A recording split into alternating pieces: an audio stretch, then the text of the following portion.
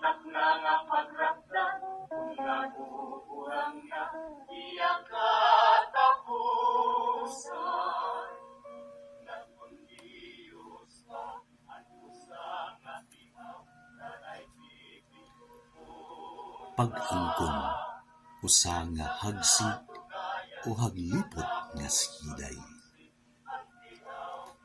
Bisan habot nga hining kalipayan, inugugma og presensya ang mas labi nga gamhanan. Pag-angkon, usa nga hagsi o haglipot nga siday.